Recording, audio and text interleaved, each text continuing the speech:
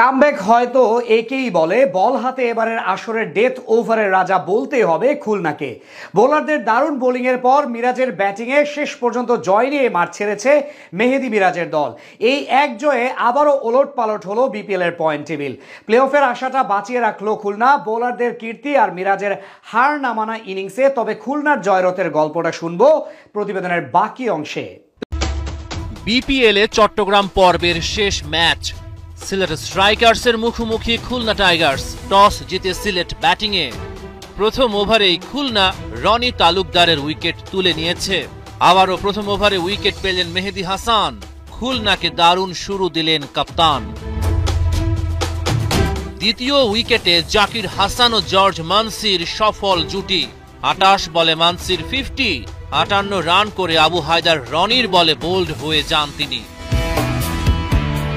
বলার মতো কিছুই করতে পারেননি জাকের আলী। 44 রান করা জাকির হাসানকেও বোল্ড করেন আবু হায়দার রনি। শেষের ওভারগুলোতে দ্রুত রান তুলতে পারেনি সিলেট। নাসুম তুলে নেন আরিফুল হকের উইকেট। শেষ পর্যন্ত 152 রান সিলেট স্ট্রাইকার্সের বোর্ডে। খুলনার বোলাররা নজর টেনেছে নিয়ন্ত্রিত বোলিংয়ে। জবাবে মেহেদী মিরাজ আক্রমণাত্মক শুরু থেকে। নাইম শেখ অ্যাঙ্কর রোলে কাপ্তানের সাথে করেন 65 রানের জুটি। মিরাজের দুরন্ত উইলোবাজি। 17 বলে 20 রান করে আউট নাইম শেখ। নিহাদুজ্জামান স্বীকার করেছে ওর উইকেট। 29 বলে মিরাজের 50। চলতি আসরে খুলনার কাপ্তানের প্রথম হাফ সেঞ্চুরি। 50 বলে 70 রান মিরাজের ব্যাটে। 14তম ওভারে ফিরে গেলেও খুলনার জয়ের পথ তৈরি করে দিয়েছে।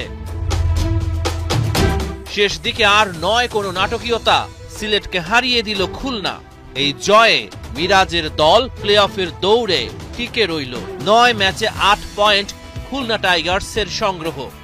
প্লে অফে যাওয়ার লড়াইয়ে জয়ের বিকল্প ছিল না কোনো দলের সামনেই। এমন সমীকরণের ম্যাচে টস জিতে আগে ব্যাট করার সিদ্ধান্ত নেয় সিলেট স্ট্রাইকার্সের অধিনায়ক আরিফুল ইসলাম। তবে ইনিংসের শুরুটা মোটেই মন মতো হয়নি সিলেটের। প্রথম ওভারেই বিদায় নিতে হয়েছে ওপেনার রনি তালুকদারকে। মেহেদী হাসান মিরাজের বলে আমির জামালের হাতে ক্যাচ দিয়ে প্যাভিলিয়নে ফেরত যেতে হয় এই ডানহাতি ব্যাটারকে। রনির উইকেটের পর কিছুটা দেখে শুনেই খেলতে লাগে দুই ব্যাটার জাকির হাসান ও জর্জ মানসে। তবে ম্যাচের পঞ্চম ওভারেই নিজের জাতটা চিনিয়েছেন মানসে। যেখানে প্রথম 4 ওভারে সিলেটের রান ছিল 19, সেখানে মিরাজের সেই এক ওভারেই সিলেট তুলে নেয় 23 রান। পাওয়ার প্লের শেষ ওভারেও মানসে ঝড়টা বজায় রাখেন। ঢুকতে থাকা সিলেটের রান গিয়ে পৌঁছায় 6 ওভারে 58 রানে। 28 বলে নিজের অর্ধশতকটা তুলে নেন মানসে। এতক্ষণ পর্যন্ত সবকিছুই ভালো চলছিল। তবে বাহাতি পেসার আবু হায়দার রনির কাছে ধরা পড়েন এই ব্যাটার। সিলেটের এই তাণ্ডব চালানো ব্যাটারকে বোল্ড করেই ক্ষান্ত হন রনি।